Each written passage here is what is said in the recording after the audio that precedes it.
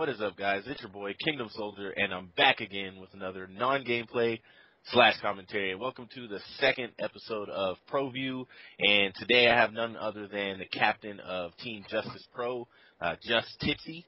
And the most popular question you guys have asked on Twitter and in comments when you heard that I was going to be interviewing him is the basic standard question that everybody's going to answer probably at the beginning of the series, which is, what got you started in competitive Call of Duty, and when did you make the decision that you wanted to go pro and be a pro player? Honestly, it all started, I used to play Halo 3 and Call of Duty 4 came out. And that was, when I played Call of Duty 4, I fell in love with that game, and I started playing game battles. And from there, it was like, I was playing game battles, like not competitive. But after Black Ops 2 came out, that was when I started. I played every day. I watched kids on YouTube, and I saw Rambo and people like that going to events, and I was like, damn, that's what I want to do. That is really what I want to do. So that's when competitive honestly started for me. So you're saying competitive started for you on Black Ops 2, and then you guys did what you did? I mean, that fast? Yeah, it was. We weren't playing MLG competitive level. Like, I was playing game battles and stuff, but I was playing with, like, school friends and stuff like that. So, after Black Ops 2, that's my first MLG event was in Black Ops 2. So it's like, from there, it took off. My first event, placed 13th, but we were playing good teams, and we barely lost. So that's when it really started for me. So I've only been to, like, 4 events. So it's happened really fast. Well, yeah, so speaking of those events, your second event, I believe, or third, was MLG Columbus, where you guys and SB, you guys were called Giant Killers, and I think, if I'm right, you took out Optic, Envy, Vanquish, who had just won UMG Dallas, TCM, Curse NY, and you guys landed third place, and nobody even knew who you were before that. What was it, like, what was clicking at that tournament? What was it that fueled you guys' success? Honestly, I felt like we just wanted it more than a lot of the other teams that were there. We kind of like willed our way through the bracket. We were beating so many top teams. We had we played Optic, and we had like 300 bystanders just watching us screaming, "Let's go!" behind it. So it was honestly crazy. Just beating them, just looking at the crowd get quiet. That was a really amazing feeling. Same with Envious too. So that felt great. No, yeah, you guys did good. I was watching there's a clip that I think JusTus Pro put out of you guys kind of just screaming for 10 minutes, all the matches that you had, and I noticed that one of your loudest players was Studyy, and I know that he's not on your team anymore, and you guys have you lost him, and then Chino wasn't old enough for COD Champs, so you lost him as well, and now you guys have Neslo and Stainville on the team, so you've got the veteran in Stainville, and you've got the most consistent second place person in Neslo. I know is hungry for a championship. Yes. How's the team gelling with the two of them on it now? Honestly, when it first started, it was like we were all playing different play styles. We're all from different teams. We had different things, so it was confusion at the start. Yeah. But the past few days, we've been clicking. We've been working.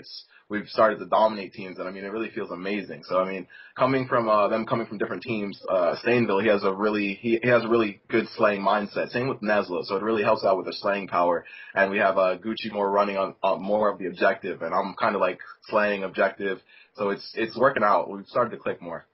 That's good. That's good. I know because you guys, and I know me and you talked about this a little bit in advance, but I know you guys are not in the Winter Invitational, not necessarily by choice. You had a broken roster. One of the things I did want to point out to those of you watching is that JusTus Pro had more pro points than FaZe. It was one of the questions I had when they announced the 8 that were going into the Winter Invitational. JusTus Pro had more pro points than FaZe, even with only 3 players.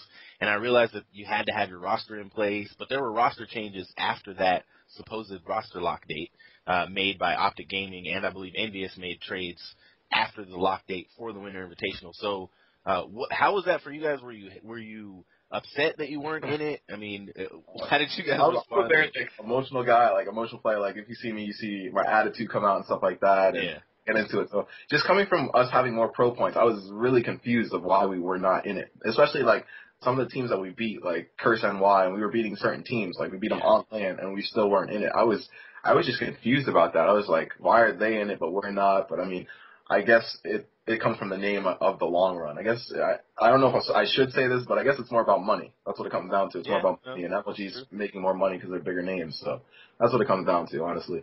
Well, I made a whole video about how I asked the question, is MLG monopolizing stream views? But I heard that all of the little groups, like the Nade Shots and the Scumpies and the Team Caliber and all these teams that are getting channels on MLG.TV, I heard that there's profit sharing, that they actually give some of that money. Now, I don't know if when they do video on demand from any of this stuff, if they give profit to the teams that played, but, you know, MLG is smart. They see that that's where the money is, and, you know, they're going after it. So, I mean, all you guys can do is scrim, right? Yeah, that's all we do.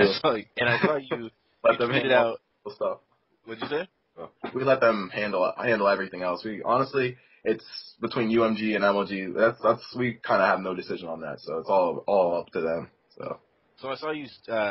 You have been. It looks like you just started uploading some YouTube videos to your channel. Yeah. And are you gonna start streaming? I saw you mention you might. Yeah, I gotta get all the programs and all that good stuff. Honestly, I've been so into COD Champs and qualifiers coming up. I've not even had time to worry about it. So, and on top of that, I don't even want teams to know what we're doing, because I think like everybody else, honestly, late at night I'll sit back, go watch somebody else's stream, see what their team does, see what this team does. It's kind of like I'm scouting every other team, but nobody knows what we do. Nobody knows how we play unless we play against them. So I think it's kind of like a little advantage too.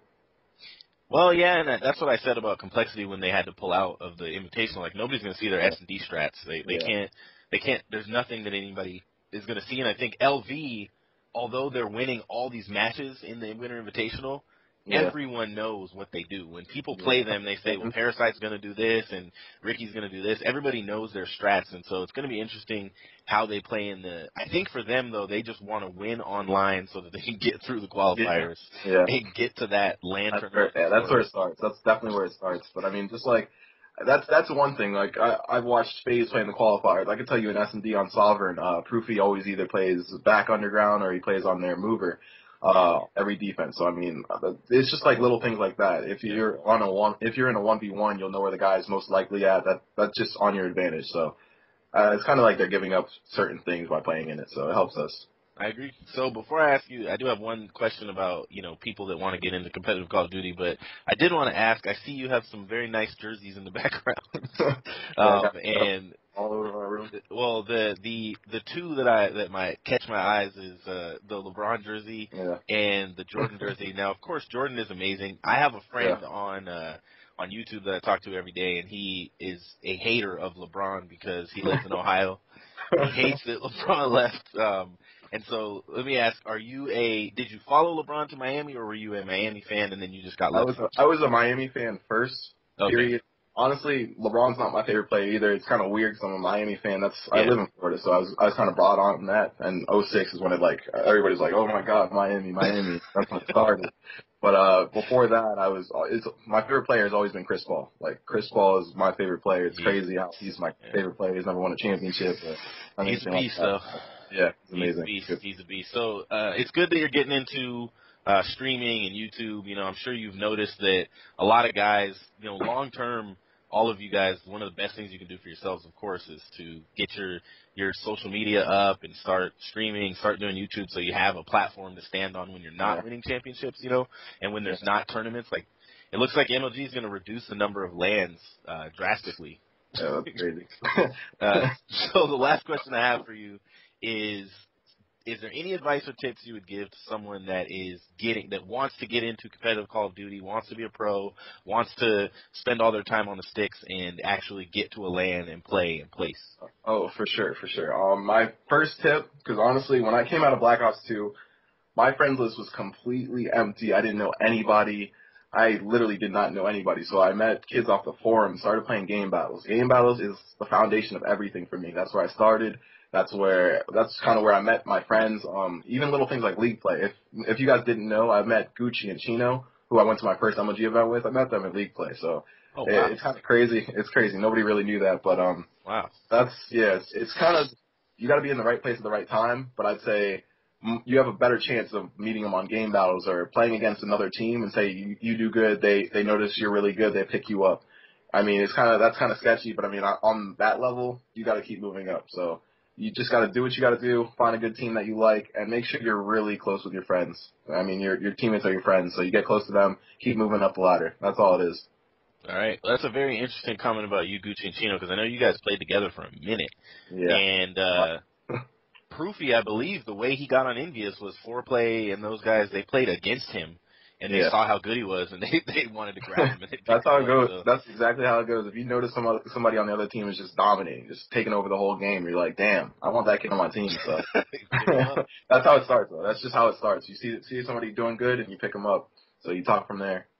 All right, man. Do you have any shout-outs for your team or sponsors or anything like that? Big shout out to Cellucor. That's just I work out all the time, so I mean I know I'm supposed to shout out everybody else in my jersey, but I work out all the time, so they're my favorite sponsor. But I don't even know if I'm supposed to say that, but it is what it is. Yeah, that's all good.